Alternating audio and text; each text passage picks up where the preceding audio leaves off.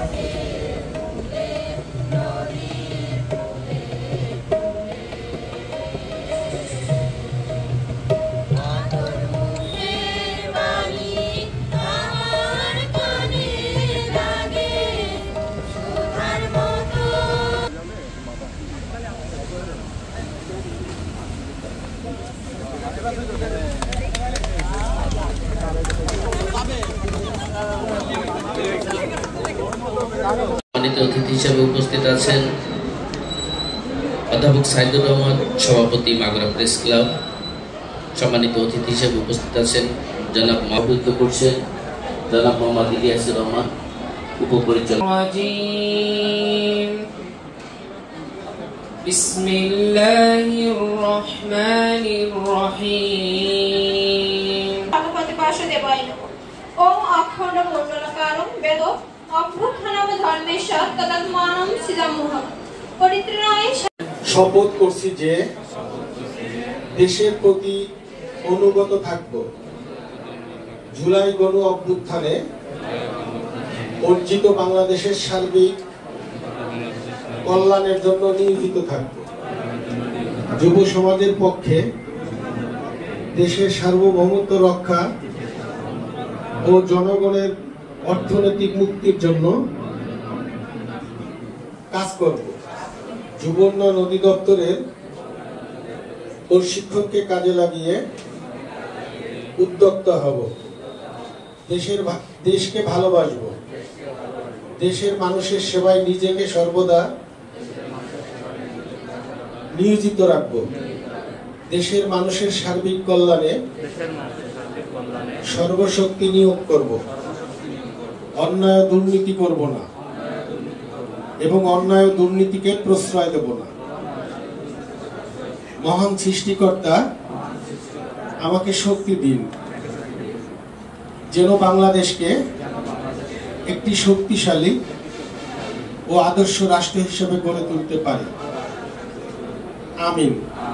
সবাইকে ধন্যবাদ।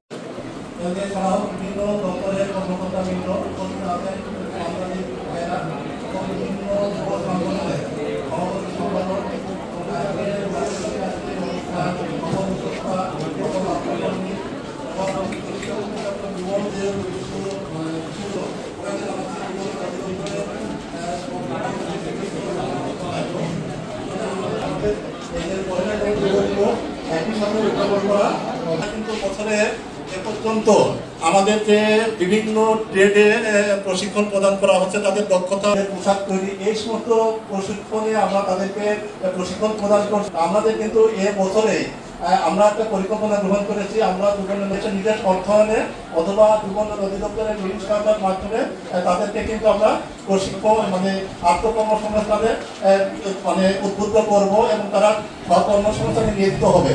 আমরা দেখেছি যে আমাদের অনেক যুবক আছে শুধু প্রশিক্ষণগত জ্ঞান দেশে কাজে লাগাবে এবং আমাদের কিন্তু বিদেশেও কিন্তু তারা পারিশ্রমিক কাজটা কিন্তু সুন্দরভাবে করতে পারবে। আমরা দেখেছি অনেক টেকনিক্যাল যে বিষয়গুলো আছে প্রশিক্ষণ গ্রহণ করে কিন্তু তারা আলটিমেটলি কিন্তু বিদেশে পারিশ্রমিক বৈদেশিক রেমিটেন্স কিন্তু তারা পাবে। আমরা যদি দেখি একটি দেশের কিন্তু সমাজ ও উন্নয়নের জন্য কিন্তু দেশ গড়ার যে ভাঙা গড়ার বা দেশ পরিবর্তন যুব সমাজ কিন্তু করে থাকে। আমরা জানি একটু আগে যে আমরা শপথবাক্য পাঠ করলাম, এই শপথের মাধ্যমে কিন্তু দ্বিতীয় যে শপথ, এটার মাধ্যমে কিন্তু আরো তারা আত্মপ্রত্যয়ী হবে। আমরা যদি একটু খেয়াল করে অনুরোধ করব, যারা এই যে সরকারের যে গৃহীত কার্যক্রম আছে এই কার্যক্রমকে আরো গতিশীল করার জন্য আমরা মোটামুটি তাদেরকে এই টেকনিক্যাল প্রশিক্ষণ আমরা প্রদান করছি, পাশাপাশি কৃষি সেক্টরে আমরা প্রশিক্ষণ প্রদান করছি।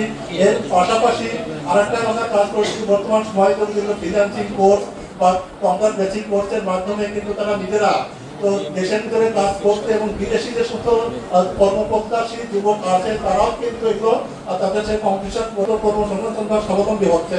আমরা যদি একটু খেয়াল করি যে আমাদের এছাড়াও আমাদের একটু যে গত বছরে আমাদের যানবাহন প্রশিক্ষণ পরিকল্পনা ছিল, তার মাধ্যমে কিন্তু এই যানবাহন প্রশিক্ষণ প্রদান করেছে, প্রদান করা হয়েছে। সামগ্রিক কার্যক্রমকে যুবদের কিন্তু এই সমগ্র কার্যক্রম কিন্তু যুবদের কর্মসংস্থান কিন্তু নিয়োজিত করছে। আমরা যদি খেয়াল করি আমাদের জনসংখ্যা কিন্তু যুব সমাজ এবং এই বয়সের শ্রেণী কিন্তু 18 থেকে 35 পর্যন্ত কিন্তু তাদের বয়স, সবকিছু মিলায়ে অগ্রগতি তাদেরকে সাধিত হবে। আমি শুধু আর দুইটা অর্জন আছে আমাদের মাগুরা জেলা যুবোন্নয়ন অধিদপ্তরের মাধ্যমে আমরা গত অর্থ বছরে 2025 সালে আমাদের এখানে খুলনা বিভাগের ঋণ কার্যক্রমের উপরে খুলনা বিভাগের মধ্যে আমাদের মাগুরা জেলা দ্বিতীয় অবস্থান করেছে। এটা একটা ভালো অর্জন। এর পাশাপাশি আর একটা অর্জন আছে, সেটা হচ্ছে ইয়ুথ ভলেন্টিয়ার অ্যাওয়ার্ড। খান সে কিন্তু যুব উন্নয়ন অসাধারণ কর্মসংস্থার জন্য কিন্তু অ্যাওয়ার্ড প্রাপ্ত হয়েছে। এটা কিন্তু আমাদের একটা বাঁকুড়া জেলার জন্য এটা আমরা সবাই গর্বিত। আমাদের এই সাফল্য ধারা যাতে অব্যাহত থাকে, সবকিছু মিলাইয়ে আমরা যাতে এইটা আরো গতিশীল করতে পারি এবং আরো অর্জন করতে পারি, সবকিছু মিলাইয়ে আমরা যদি যুবোন্নয়ন অধিদপ্তরের মাধ্যমে যে কর্মসূচি আমরা গ্রহণ করছি, এর মাধ্যমে দেশের সার্বিক উন্নয়ন কর্মকাণ্ড আরো অগ্রগতি সাধিত হবে এবং সরকারের যে চিন্তা ভাবনা তারুণ্য শক্তিকে কাজে লাগিয়েই আমরা এই কাজটা সাধিত করবো। যাকে আমি আর বক্তব্য দীর্ঘায়িত করবো না, আমাদের অতিথি সহ সকল অংশগ্রহণকারীকে আবারও আন্তরিক ধন্যবাদ জানিয়ে আমার বক্তব্য শেষ করছি। আর সমগ্র কার্যক্রমে জেলা প্রশাসন ও উপজেলা প্রশাসনের সহযোগিতায় আমরা এই কাঙ্ক্ষিত লক্ষ্যমাত্রায় পৌঁছাইছি। তার জন্য জেলা প্রশাসন এবং উপজেলা প্রশাসনকে আন্তরিকভাবে কৃতজ্ঞতা জানিয়ে আমি আমার বক্তব্য শেষ করছি। সকলকে ধন্যবাদ। আসসালামু আলাইকুম।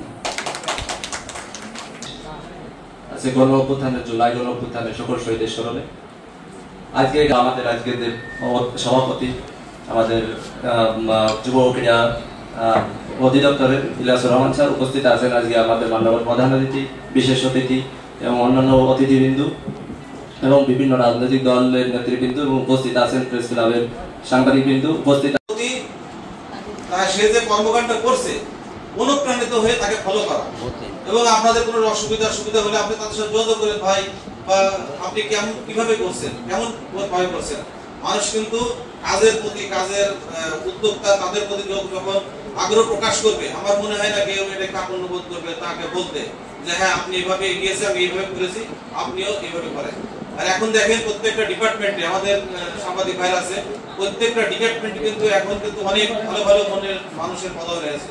আমার বর্তমান জেলা প্রশাসক মহোদয় ফকির ভিক্ষা করতে যায়, তার রুমে চলে যায়, সেটা কিন্তু এর আগে আমরা কখনো এটা কল্পনা করতে পারি না। জেলা প্রশাসক মহোদয়ের পক্ষে এখন যদি ফকির 10 টাকা নিতে যায় তার উপর দিয়ে যায়, যেটা আগে অনেক ব্যারিয়ার থেকে যেতে পারতো। আমার অফিসে আমার উপরে যে সে যখন বিলি পড়ে যে স্যার আমার এই সমস্যা এসে, আমরা কিন্তু কথা শুনি। কারণ আমি মনে করি এই চেয়ারটা, এই ক্ষমতা আমার চিরস্থায়ী না, এটা আমার একটা পবিত্র দায়িত্ব। আমি চেষ্টা করি সর্বোচ্চভাবে পালন করার জন্য। বিভিন্ন পরিবেশ পরিস্থিতি সবসময় আমরা সবকিছু সঠিকভাবে হয়তো করতে পারি না, কিন্তু আমরা চেষ্টা করি সর্বোচ্চভাবে, সর্বোচ্চ জ্ঞান দিয়ে, মেধা দিয়ে আমরা সেটা করার জন্য। আমার পাশে বসে আছে একজন ভদ্রলোক, উনি কিন্তু বর্তমানে মাগুরা পৌরসভার একজন প্রশাসক। আমার মনে হয় আমার চাকরি প্রায় 2 বছর হতে চললো, মাগুরা পৌরসভার বর্তমান যে কর্মকাণ্ড এবং যেভাবে চলতেছে, আমার মনে হয় মাগুরাবাসী কখনো এই কর্মকাণ্ড দেখেছে বলে আমি জানি না। কারণ দেখেন সময় মতো ড্রেন পরিষ্কার, সময় গতবার জেলা প্রশাসকের পানি বেঁধেছিল প্রায় 15 দিন পর্যন্ত, কিন্তু এখন পানি বাঁধে আধা ঘন্টা, জোর 1 ঘন্টা, এর বেশি কিন্তু পানিটা থাকে না। তার মানে কি, এর যে পানিটা কোথায় যাবে, কি করবে, সে কিন্তু একদিন রাত্রে থেকে 10:30 ঘুরে বেড়াচ্ছে।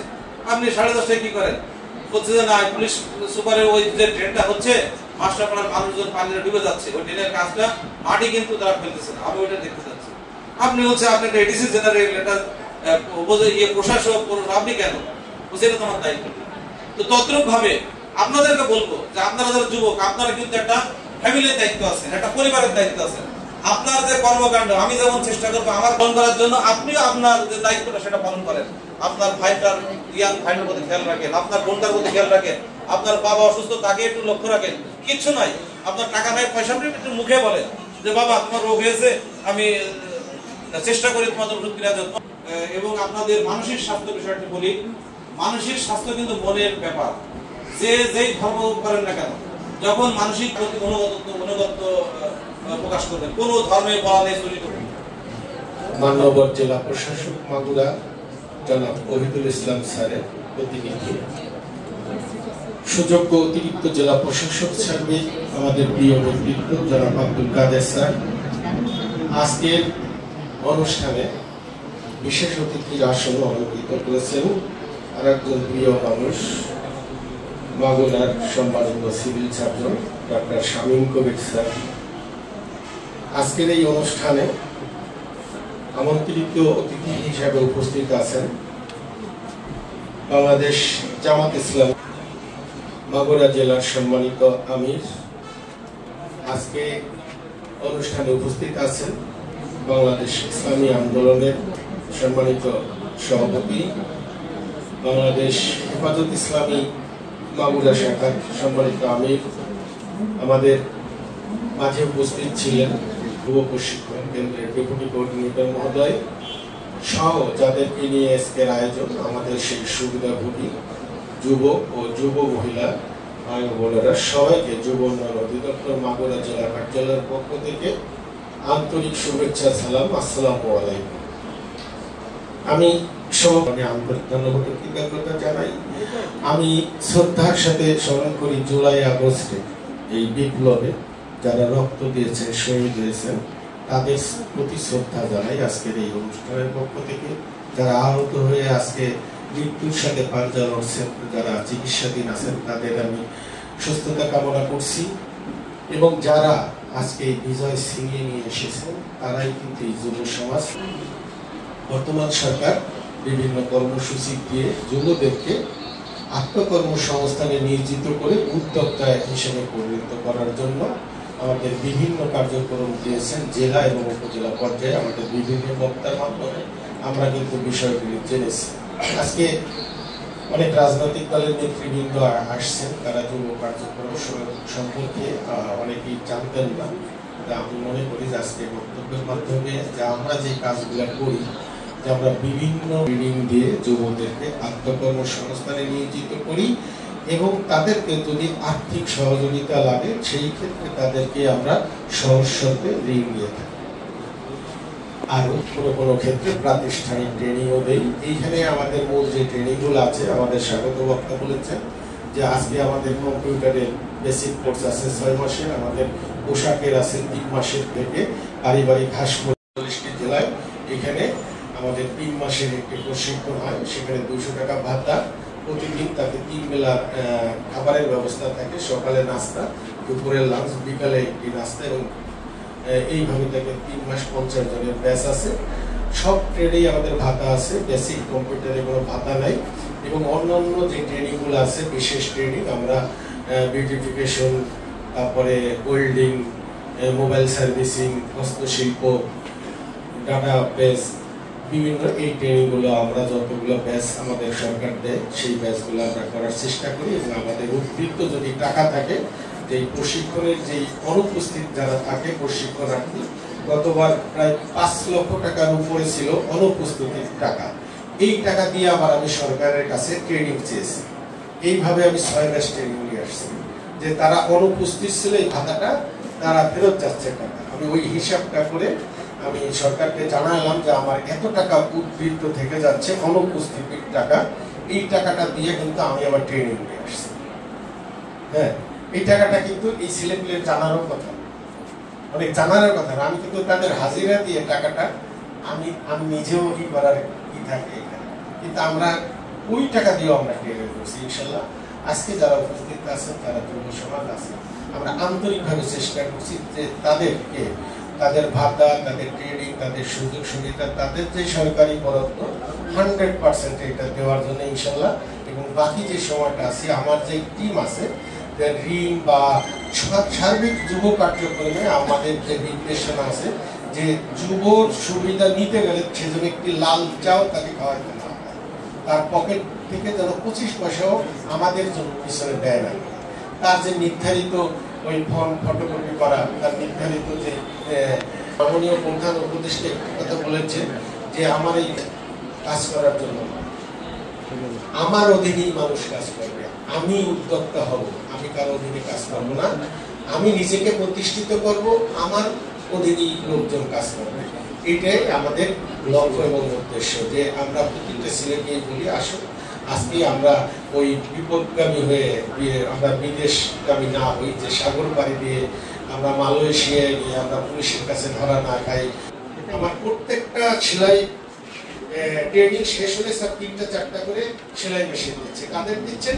ওই ব্যাচে যে প্রথম হচ্ছে, দ্বিতীয় হচ্ছে, আর যার স্বামী পরিত্যক্তা চাইতে পারি। এই জন্য আমার কার্যক্রম আরো বেগবান হচ্ছে। আজকে যারা রাজনৈতিক নেতৃবৃন্দ আছেন, আগামীতে যারা এই দেশকে যারা নেতৃত্ব দেবেন তারাও আছেন, সবার প্রতি আহ্বান জানাই যে আমাদের যুব কার্যক্রমে এভাবেই আপনারা পাশে থাকবেন।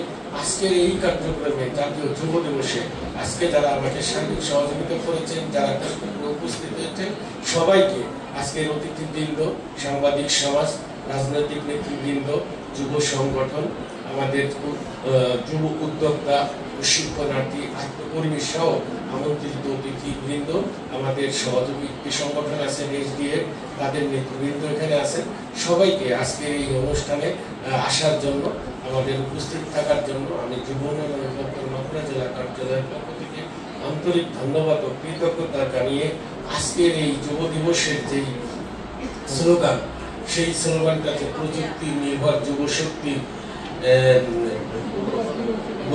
বহুপাক্ষিক অংশীদারিত্বের অগ্রগতি, এটাই হবে আমাদের আগামী দিনে, যে আমরা সবাইকে সম্পৃক্ত করে যুবদেরকে আন্তর্জাতিক মানের দক্ষতা অর্জন করে তাদের সারা বিশ্বেই যেন আমাদের যুবকরা তারা কর্ম করে খেতে পারে। এই ধরনের প্রশিক্ষণ, যুব উপযোগী প্রশিক্ষণ আমাদের আসছে, যার যার যোগ্যতা অনুযায়ী তাদেরকে আমরা সেখানে যেন আমরা নিতে পারি, আমরা যেন চাকরির পিছনে না ঘুরি।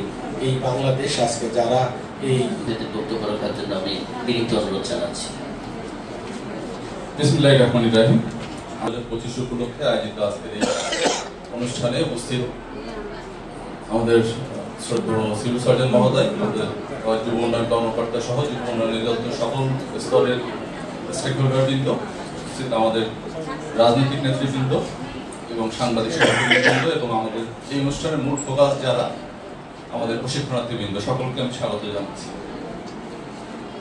প্রায় 1 ঘন্টার মতো আমরা কথা শুনছি এবং এটা সবচেয়ে কঠিন কাজ, কথা শোনা অনেক কঠিন। তো এই জন্য আমি খুব বেশিক্ষণ আপনাদের বিরক্ত করব না, অল্প কথায় শেষ করবো ছোট ছোট কয়েকটা বিষয়। তবে তার আগে আমি অত্যন্ত কৃতজ্ঞতার সাথে স্মরণ করছি আমাদের স্বাধীনতা এবং জাতীয় মুক্তির জন্য 1971 সালে যারা শহীদ হয়েছেন, যারা ক্ষতিগ্রস্ত হয়েছেন তাদেরকে, এবং এই স্বাধীনতা এবং মুক্তিটাকে টেকসই করার জন্য 24 গণঅভ্যুত্থানে যারা শহীদ হয়েছেন এবং যারা আহত হয়েছেন তাদের সকলের প্রতি কৃতজ্ঞতা। আমাদের বক্তারা কিন্তু অনেক কথা বলেছেন এবং আপনাদের হয়তো অনেকে শুনেছেন, অনেকে শোনেননি। অনেকের কথা কান দিয়ে ঢুকেছে আর কান দিয়ে বেরিয়ে গিয়েছে, অনেকের কথা মাথায় কিছু সেভ হয়েছে আর অধিকাংশই মোবাইলে সেভ হয়েছে। এখন এই যে 1 ঘন্টার বেশি সময় আপনি বিনিয়োগ করলেন, এখান থেকে আপনি কতটুকু লাভবান হলেন এটা আপনার নিজস্ব ইভ্যালুয়েশন। এখান থেকে যদি কিছু নতুন তথ্য আপনি আপনার ব্রেইনে নিতে পারেন, এটুকুই হবে আপনার লাভ। সবচেয়ে লস যারা মোবাইলে সেভ করেছে, কারণ এটা বেসিক্যালি আপনার মধ্যে কোনো প্রভাব ফেলেনি। এখানে যে বক্তারা বলে গিয়েছেন এটা কিন্তু নতুন কিছু না। এখান থেকে আমাদের পূর্ববর্তী জেনারেশন যারা ছিল তারাও একই কথা বলে গিয়েছে যে আমাদের উদ্যোক্তা হতে হবে, কর্মসংস্থান বৃদ্ধি করতে হবে, আমাদেরকে দক্ষতা উন্নয়ন হতে হবে। আপনি যদি এখানে 30-40 বছর আগে পত্রিকা পড়েন, একই কথা। আমাদের দারিদ্র হ্রাস করতে হবে, কর্মসংস্থান বৃদ্ধি করতে হবে, ঋণ বিতরণ করতে হবে, প্রশিক্ষণ বৃদ্ধি করতে হবে।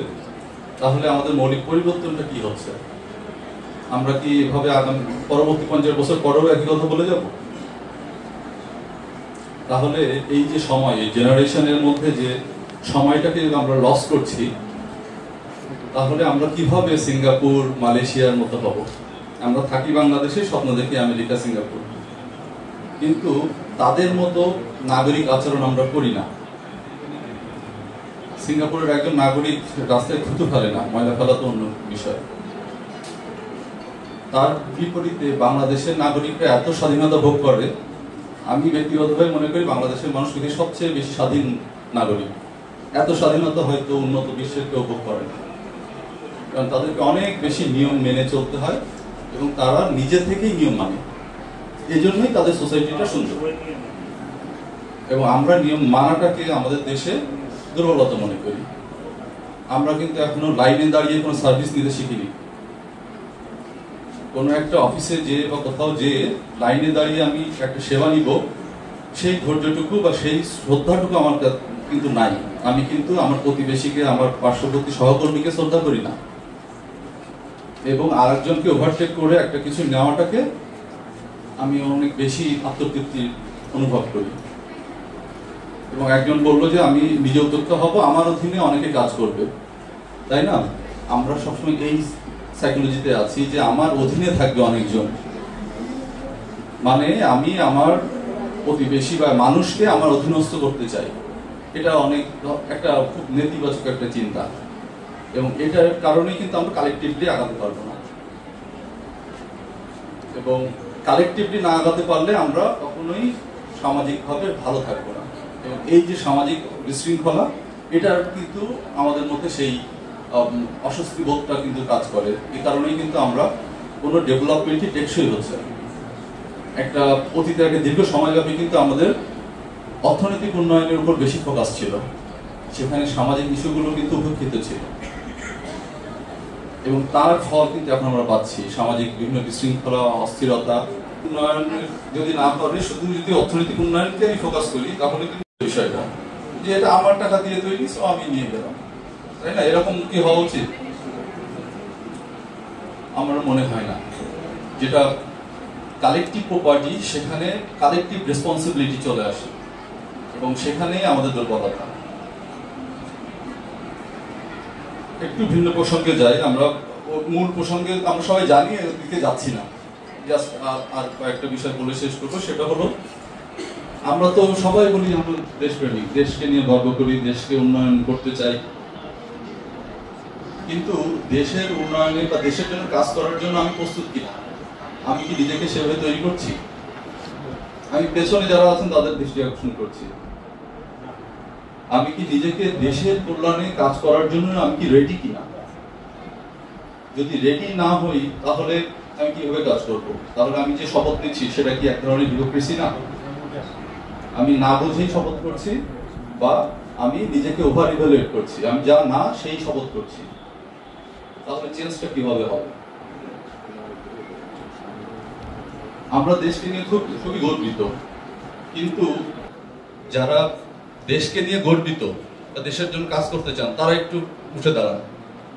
একটু কাইন্ডলি যারা দেশকে নিয়ে গর্ব করেন তারা একটু উঠে দাঁড়ান। প্রায় 1 ঘন্টার বেশি বসে আছে। তো আমাদের এইটাই হচ্ছে সমস্যা, আমরা কখনোই কোনো বিষয়ে একমত হই না এবং কখনোই অন্যের ভালো কথাও রিসিভ করি না। কারণ আমরা মনে করি আমি যেটা ভাবছি এটাই সঠিক, আমার অন্যের কথা কেন শুনতে হবে, আমি কি কম বুঝি? সো এই যে আমি বেশি বুঝি না কম বুঝি, এই বুঝটা আসবে তখন যখন আপনি লেখাপড়াটা ঠিক মতো করবেন। কারণ শিক্ষা আপনাকে একটা পার্সোনালিটি তৈরি করে দেয়, আপনার রুচি তৈরি করে দেয়। এখানে আমাদের যুব উন্নয়ন দপ্তর উনি খুব সুন্দর পোশাক পরে আসছেন, তার মানে এই নয় যে ওনার টাকা অনেক বেশি, ওনার সেই রুচি তৈরি হয়েছে। এবং আপনাদেরও সেই বিষয়টা দরকার। আমরা সবসময় একা একা ভালো থাকতে চাই, এটা আমাদের সবচেয়ে বড় সামাজিক ব্যাধি। এখন আমরা লেখাপড়া না করেই আমাদের একটা বড় জেনারেশন আমি খেয়াল করেছি যে তারা বিদেশ যেতে চায়, কিন্তু বিদেশ যাওয়ার মতো ন্যূনতম প্রস্তুতি তার নাই। বাংলাটাও ঠিক মতো বলতে পারে না, আর ফরেন ল্যাঙ্গুয়েজ তো ভিন্ন বিষয়। কিন্তু তারা যাচ্ছে যে কোনোভাবেই হোক তারা ওখানে সেটেল হচ্ছে বা হতে পারছে না, টাকা ইনকাম করছে, দেশে পাঠাচ্ছে। এবং তারপরে এটার একটা ভিন্ন ইম্প্যাক্ট আছে, সেটা হলো টাকা আয়ের চেয়ে ব্যয় করা বেশি ইম্পর্টেন্ট। আপনি টাকা ব্যয় কিভাবে করছেন বা কোন, যারা ফরেন রেমিটেন্স দেশে পাঠাচ্ছে তারা সাধারণত বিনিয়োগ করে, জমি কেনে অথবা বাড়ি বানায় মূলত।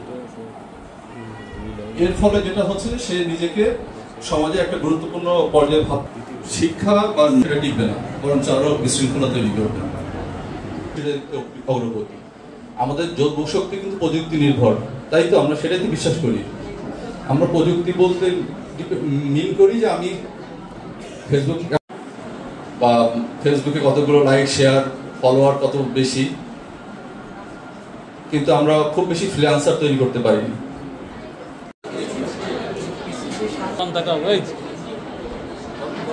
বলেন এটাতে কি করবেন, বলেন।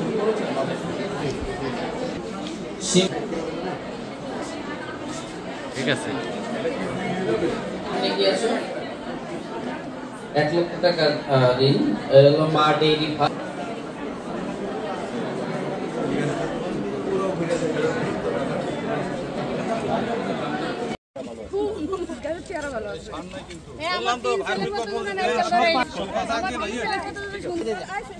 একটু আমাদের দিকে তাকান, এই তাকান।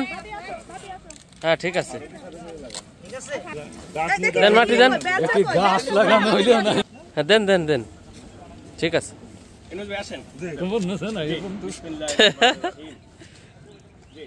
এই যে ফাইন ফাইন